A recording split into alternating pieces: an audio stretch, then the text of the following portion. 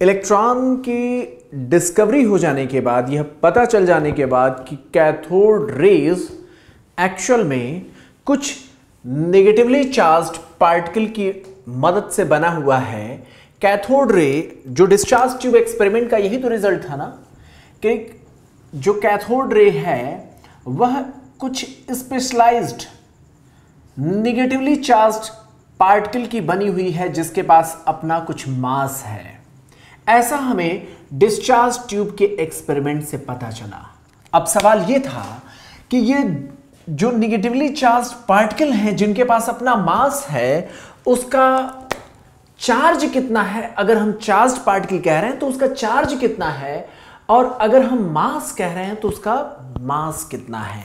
यह बात उस समय साइंटिस्ट के सामने एक बहुत बड़ा क्वेश्चन मार्क था।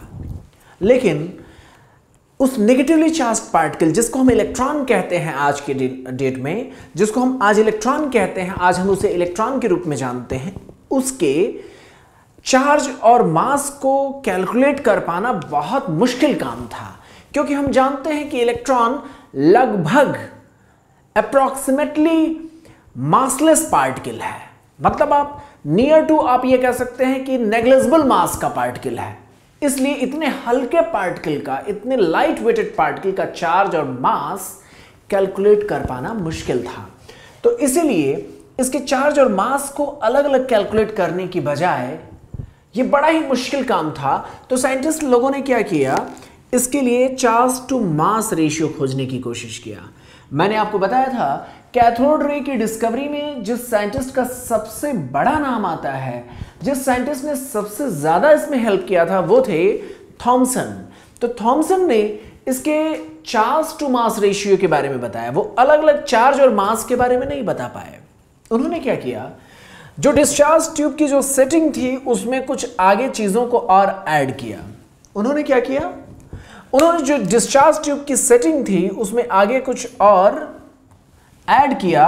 और उन्होंने किया क्या, उन्होंने डिस्चार्ज ट्यूब की सेटिंग में यहां पर कैथोड की प्लेट लिया और यहां पर एनोड की प्लेट लिया और एनोड की प्लेट में एक होल कर दिया।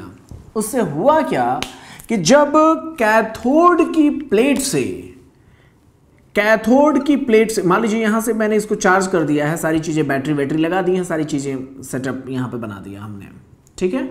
तो हुआ ये कि यहां ये जो क्या है, ये नेगेटिवली चार्ज्ड है। ये नेगेटिवली चार्ज्ड कैथोड की प्लेट से जब इलेक्ट्रॉन आगे निकला, तो जब ये आगे बढ़ा तो इस होल के रास्ते से और आगे निकल गया और यह एक सीधी लाइन में पॉइंट बी पर जाकर के टकराया। बात समझिएगा, इन्होंने क्या किया कि इस डिस्चार्ज ट्यूब की सेटिंग में आगे एक पार्ट ऐड किया और उन्होंने देखा कि अगर एनोड की प्लेट में होल कर दिया जाए तो ये कैथोड रे की स्ट्रेट लाइन में जाकर के पॉइंट बी पर टकराती हैं। आज हम जानते हैं कि ये जो रेज हैं, कैथोड रे जो है, वो रे एक्चुअल में इलेक्ट्रॉन के पार्टिकल से मिलकर के बनी हुई रे थी। मतलब ये कि जिसको हम कैथोड रे कहते हैं वो एक्चुअल में इलेक्ट्रॉन्स की बीम थी। इलेक्ट्रॉन्स आगे बढ़ रहे थे, लेकिन उस समय नहीं पता था। हम बात कर रहे हैं 1850s और 1900 के बीच की, यानी अभी जो भी हम एक्सपेरिमेंट कर रहे हैं 1850s to 1900 के बीच के दौर की बात कर रहे हैं, उस समय की बात कर रहे हैं। तो इस समय ये एक्सपेरिमेंट चला और इस होल के रास्ते सीधी लाइन पे चला गया। फिर क्या हुआ, उन्होंने अगले स्टेप में यहां पर इस डिवाइस के सराउंडिंग में परपेंडिकुलर डायरेक्शन में पॉजिटिव और नेगेटिव प्लेट अप्लाई किया। उन्होंने क्या किया, इस डिवाइस के ऊपर और नीचे पॉजिटिव और नेगेटिव प्लेट अप्लाई किया, लगा दिया। अब हुआ ये कि ये कैथोड रे के जो सोर्सेस जब आगे बढ़े तो चूंकि ये नेगेटिवली चार्ज थे, तो इस पॉजिटिव प्लेट के अट्रैक्शन में इस तरीके से अपने रास्ते से मुड़ करके पॉइंट ए पर जाकर के टकरा गए। हुआ ये कि इस पॉजिटिव प्लेट के अट्रैक्शन में ये कैथोड रे आगे डेविएट होकर के पॉइंट ए पर जाकर के टकराई। इसके बाद इन्होंने इस सोर्स को बंद कर दिया और अगले स्टेप में इन्होंने इस मैग्नेटिक फील्ड को अप्लाई किया। मैग्नेटिक फील्ड के प्रभाव में आप आगे 12th की फिजिक्स में पढ़ेंगे, 12th की फिजिक्स में आप मैग्नेटिज्म में पढ़ेंगे कि चार्ज्ड पार्टिकल के अराउंड अगर मैग्नेटिक फील्ड अप्लाई किया जाए तो चार्ज्ड पार्टिकल अपने रास्ते से घूम जाती हैं, अपने रास्ते से डेविएट हो जाती हैं। तो यहां पर हमने क्या किया, इस चार्ज पार्टिकल के अराउंड हमने मैग्नेटिक फील्ड अप्लाई किया, तो मैग्नेटिक फील्ड लगने पर ये चार्ज पार्टिकल अपने रास्ते से डेविएट हो जाएंगी और ये कैथोड रे पार्टिकल डेविएट होकर के पॉइंट सी पर जाकर के टकराया। कहां पर जाकर के टकराया? पॉइंट सी पर। ये इमेज थोड़ा सा मुझसे गड़बड़ बन गया, जितना ठीक है कोई दिक्कत नहीं है, ये पॉइंट सी पर जाकर के टकराया, कोई दिक्कत नहीं है, फिगर ठीक है। तो यहां पॉइंट सी पर जाकर के टकराया और ये अभी हमने क्या अप्लाई किया है? मैग्नेटिक फील्ड अप्लाई किया है। मैग्नेटिक फील्ड अप्लाई किए जाने से मैग्नेटिक फोर्सेस लगे जिसने इस कैथोड प्लेट को कैथोड रेस को इधर क्यों डेविएट कर दिया। यानी स्टेप ए ये था, स्टेप बी मतलब मैं स्टेप 1 कह रहा हूं उसको, स्टेप 2 ये था और ये रहा हमारा स्टेप 3। अब स्टेप 4 में उन्होंने क्या किया? स्टेप 4 में उन्होंने इस इलेक्ट्रिक फील्ड और मैग्नेटिक फील्ड दोनों को एक साथ लगा दिया। क्या किया? इलेक्ट्रिक फील्ड को भी लगा दिया और मैग्नेटिक फील्ड को दोनों को एक साथ लगा दिया। आपको मैं एक बात बताना चाहता हूं इस सेटअप के हिसाब से कि जब यहां पर आप देख रहे हैं स्टेप 1 के बाद स्टेप 2, ये जो हमने ये स्टेप लगाया था, यहां इलेक्ट्रिक फील्ड जब हमने अप्लाई किया था, इलेक्ट्रिक फील्ड जब हमने लगाया था तो क्या लगी थी यहां पर स्टेप 2 में? ये क्यों डेविएट हुआ था? क्योंकि इसके अराउंड इलेक्ट्रिक फोर्सेस लगे थे। क्या लगे थे? इलेक्ट्रिक फोर्स अप्लाई हो गया था कैथोड के पार्टिकल्स पे, इलेक्ट्रॉन्स पे इलेक्ट्रिक फोर्स अप्लाई हो गया था जिसके कारण ये डेविएट हो गया था। स्टेप 3 में ये पार्टिकल डेविएट होकर के नीचे इसलिए आया क्योंकि यहां पर मैग्नेटिक फोर्स लगा। क्या लगा? मैग्नेटिक फोर्स लगा। अब स्टेप 1 में कोई फोर्स नहीं था, है ना, नो फोर्स अप्लाइड, है ना, कोई फोर्स यहां अप्लाई नहीं किया गया। लेकिन स्टेप 4 में इन्होंने क्या किया? एक साथ इलेक्ट्रिक फोर्स भी लगाया और मैग्नेटिक फोर्स भी लगाया। स्टेप 4 में उन्होंने क्या किया? स्टेप 4 में इलेक्ट्रिक फोर्स और मैग्नेटिक फोर्स दोनों को अप्लाई कर दिया। तो उन्होंने कुछ इस तरीके से किया कि इलेक्ट्रिक फोर्स, इस चीज को आप मॉडर्न फिजिक्स में बहुत डिटेल में पढ़ेंगे। अभी मेरा ये केमिस्ट्री में टारगेट नहीं है इसलिए मैं इसके डिटेल में नहीं जा रहा हूं।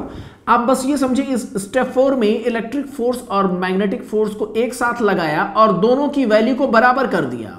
दोनों की वैल्यू को क्या कर दिया? बराबर कर दिया।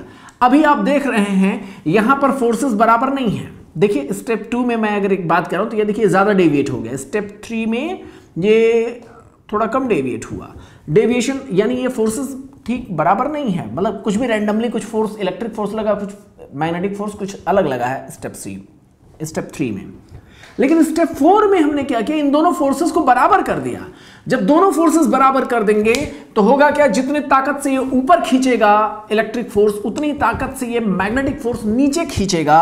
और आप जानते हैं जब दोनों ताकत बराबर होंगे तो ये पार्टिकल एक बार फिर से अनडेविएटेड स्ट्रेट लाइन में चला जाएगा। ना ऊपर का फोर्स इस पर काम करेगा, ना नीचे फोर्स काम करेगा। बात समझ पा रहे हैं आप?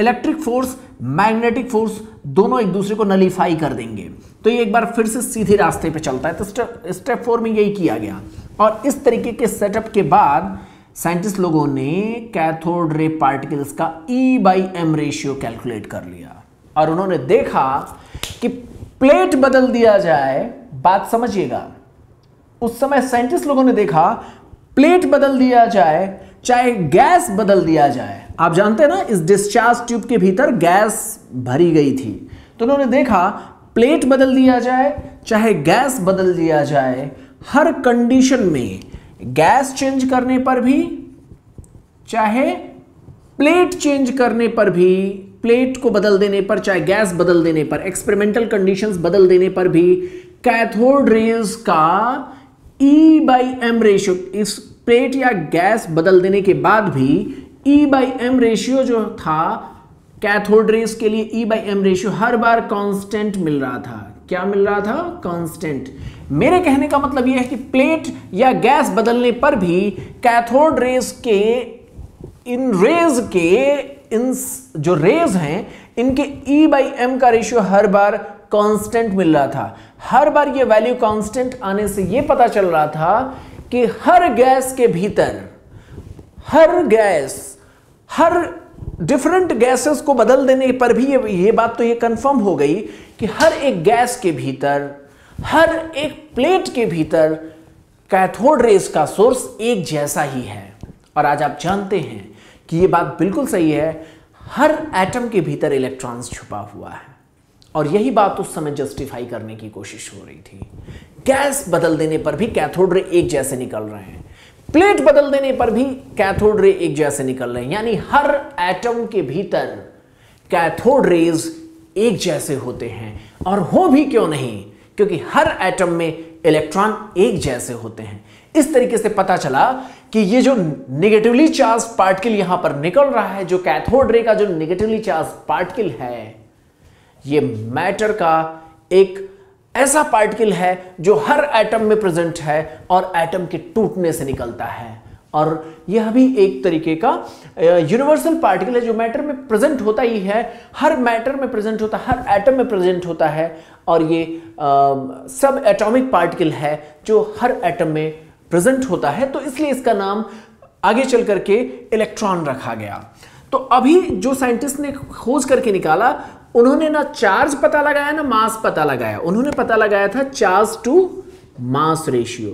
अब यहां पर आपसे सवाल पूछा जा सकता है, आपसे क्वेश्चन किया जा सकता है कि कैथोड रेज के लिए E/m रेशियो क्या होता है। अब चार ऑप्शन दे। Does it depends on nature of gas? No, ये नेचर के गैस के नेचर पे डिपेंड नहीं करता। Does it depends on nature of plate? नहीं, ऐसा भी नहीं है। और ऐसा भी नहीं है कि ये वोल्टेज अप्लाई करने पर डिपेंड करता हो। हर कंडीशन में कैथोड रेज एक जैसी थी, इसीलिए नेचर का ये पता चला हर एटम के भीतर ये पार्टिकल प्रेजेंट है और ये भी एक फंडामेंटल सब एटॉमिक पार्टिकल है। और इस तरीके से इलेक्ट्रॉन के बारे में हमारी जानकारी हुई। अभी तक इलेक्ट्रॉन के चार्ज और मास का रेशियो पता चला। अभी ना अलग से हम चार्ज जानते थे ना मास जानते थे, लेकिन मिलिकन ने एक एक्सपेरिमेंट किया। ये चीजें मॉडर्न फिजिक्स से ज्यादा लिंक्ड हैं। मैं थोड़ा आपको डिटेल इसलिए बता रहा हूं क्योंकि आपको फ्रेम उस समय का पता चल जाए ड्यूरेशन का। तो अब मिलिकन ने क्या किया, मिलिकन ने ऑयल ड्रॉप एक्सपेरिमेंट किया, जिसके बाद उन्होंने इलेक्ट्रॉन के चार्ज की वैल्यू पता की। मिलिकन ने किया क्या था, उन्होंने ऑयल ड्रॉप एक्सपेरिमेंट किया था। ऑयल ड्रॉप एक्सपेरिमेंट के बाद मिलिकन ने इलेक्ट्रॉन के चार्ज की वैल्यू पता कर ली। उन्होंने किया क्या, आप एनसीईआरटी के इमेज में देखेंगे, उन्होंने एक एटमाइजर लेकर के, एटमाइजर का मतलब ये कि ये एक, आप जानते होंगे छोटे दौर में आपने किया होगा, पेंटिंग किया होगा, स्प्रे पेंटिंग जिसको कहते हैं। तो उसमें हम करते क्या है, छोटे छोटे सोर्सेज हम मतलब उसमें हम स्प्रे के रूप में, हम छोटे छोटे फुहारों के रूप में, हम छोटे छोटे ड्रॉपलेट्स के रूप में पेंट को हम बाहर फेंकते हैं ना, और डिजाइन तैयार करते हैं, जो स्प्रे पेंटिंग में होता है। वैसे एटमाइजर क्या होता है, यहां से जब हम पंप करते हैं तो यहां पर ऑयल भरी हुई थी, ये ऑयल यहां पर ऑयल भरी हुई थी, ये ऑयल छोटे छोटे ड्रॉपलेट्स के रूप में निकल करके बाहर आती है। और यहां पर क्या होता है, हम एक एक्सरे का सोर्स लेते हैं। क्या लेते हैं, यहां पर थोड़ा फोकस आप करेंगे, यहां पर लेते हैं हम एक्सरे का सोर्स।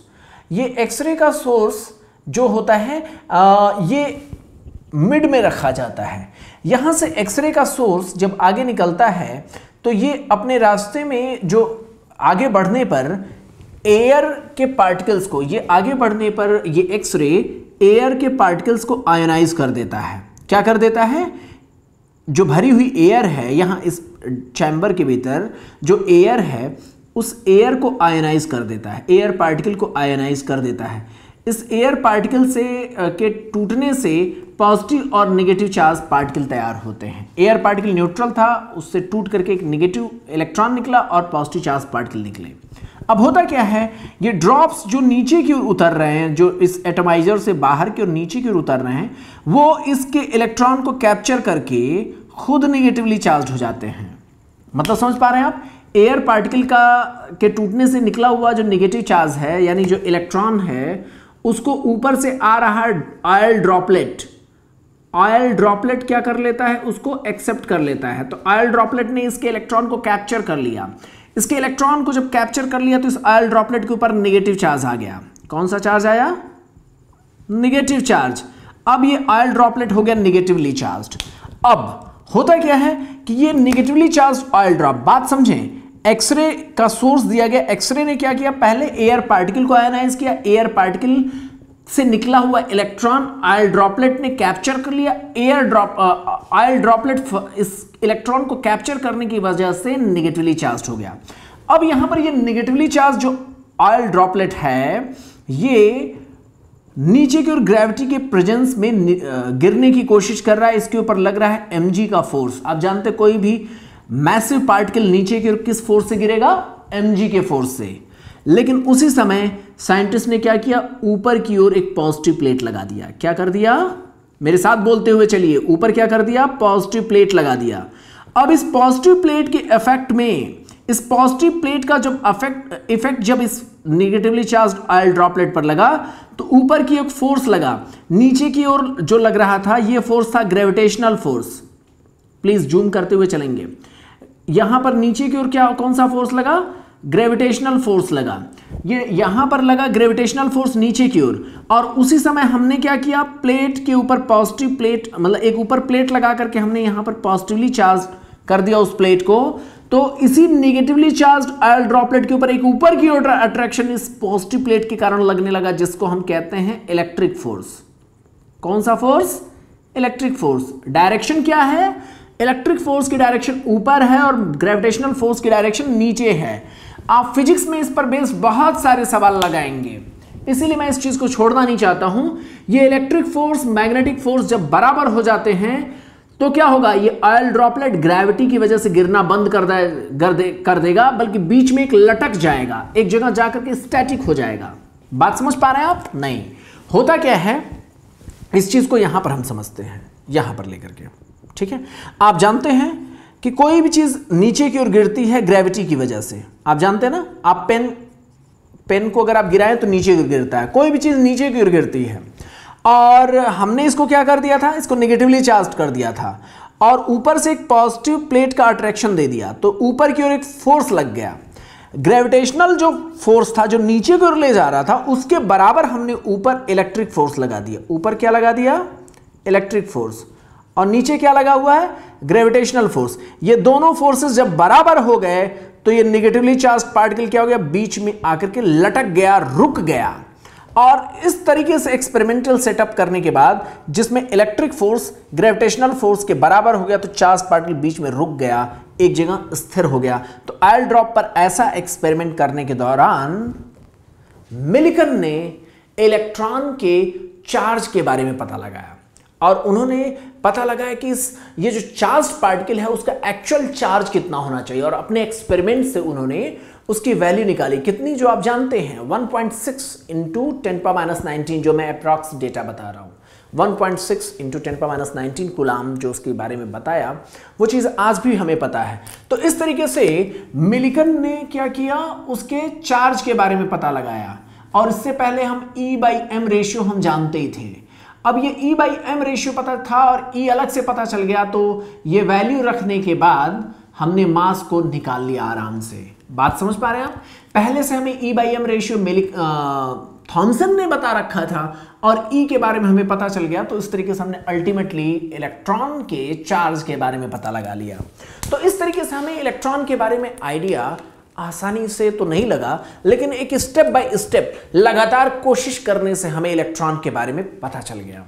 आगे के स्टेप में साइंटिस्ट लोगों ने बहुत जल्दी ही प्रोटॉन के बारे में खोज लिया, क्योंकि उस समय तक डाल्टन ने एक बात बहुत अच्छी कही थी कि एटम न्यूट्रल होता है।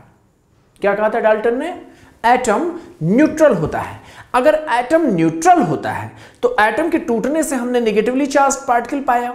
एटम के टूटने से अगर नेगेटिवली चार्ज पार्टिकल पाया तो उसको न्यूट्रल बनाने के लिए उसके भीतर एक पॉजिटिव चार्ज पार्टिकल भी होना चाहिए, है या नहीं। बात समझ पा रहे हैं आप, एटम तो ओवरऑल न्यूट्रल होता है, हमने एक नेगेटिव पार्टिकल खोजा तो एटम के भीतर एक पॉजिटिव पार्टिकल होना चाहिए, सिंपल सी बात है। इसी प्रयास में कि उसके भीतर पॉजिटिव पार्टिकल होना जरूरी है, तभी एटम न्यूट्रल हो सकता है। क्योंकि डाल्टन ने ओवरऑल एटम को न्यूट्रल प्रूव किया था। डाल्टन ने अपने एक्सपेरिमेंट के दौरान एटम को पूरी तरीके से न्यूट्रल प्रूव किया था। उन्होंने एटम को न्यूट्रल बताया था। अगर एटम के भीतर हमने इलेक्ट्रॉन को खोजा तो जाहिर सी बात है एटम के भीतर कोई पॉजिटिव पार्टिकल है, तभी एटम न्यूट्रल हो सकता है। न्यूट्रल तो प्रूव हो चुका है, तो अगर इलेक्ट्रॉन खोजा गया तो इसके भीतर कोई पॉजिटिव पार्टिकल भी होना चाहिए। इस पॉजिटिव पार्टिकल की खोज जल्दी कर ली गई, और कैसे की गई उसको हम अगले लेक्चर में डिस्कस करेंगे, और उसी दौरान हम बात करेंगे कि कैसे एटम के भीतर प्रोटॉन का पता चला। जब ये प्रोटॉन के बारे में या पॉजिटिव चार्ज के बारे में पता चला तो उसी समय कोशिश की गई कि शुरुआती एटॉमिक मॉडल्स बनाए जाएं, क्योंकि हम जानते हैं ना, हमने आपसे बताया ना कि डाल्टन का इस तरीके का मॉडल तो गलत हो गया। यहां पर देखें, आप यहां फोकस करें तो हम ये बात तो गलत हो गई ना कि एटम ऐसा होता होगा, ये डाल्टन की बात गलत हो गई। एटम के भीतर तो दो पार्टिकल अब मिलने वाले हैं, कौन सा, एक इलेक्ट्रॉन और दूसरा पॉजिटिव पार्टिकल। तो ये कैसे सेट किए जाएंगे कि एटम बन जाएगा। आप जानते हैं ना, धीरे धीरे इसी डाल्टन के मॉडल को बदलते बदलते आज के डेट में, प्लीज आप यहां पर देखें तो यहां पर एटम का ये जो न्यूट्रल मॉडल था वो जो इस तरीके का स्फेरिकल मॉडल था वो बदलते बदलते आज कैसा बदल गया। आप देखते हैं ना, एक न्यूक्लियस होता है और आगे चल करके इलेक्ट्रॉन्स। ये एक जर्नी हुई कि इस तरीके से डाल्टन का आइडिया बदलते बदलते आज के डेट में इस तरीके से बदल गया कि इसमें न्यूक्लियस और इलेक्ट्रॉन की पोजीशनिंग को हम डिफाइन करते हैं।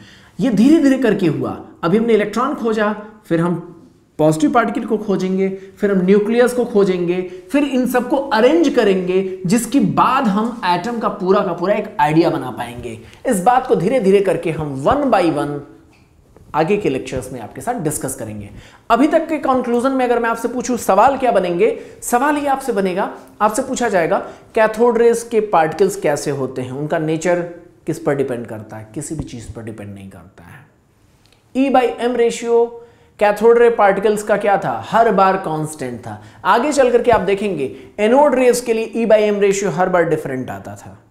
एनोड रेज के लिए, कैथोड रे के बाद हम किसकी बात करेंगे, एनोड रेज या पॉजिटिव रेज की बात करेंगे, उसके लिए E/m रेशियो हर बार डिफरेंट आएगा, जबकि कैथोड रेज के लिए हर बार कांस्टेंट आता था। एनोड रेज के लिए क्यों डिफरेंट आता है, ये आपके दिमाग में सवाल होगा, उसको हम अगले लेक्चर में डिस्कस करेंगे। कैथोड रे वाली बात अभी याद रखें।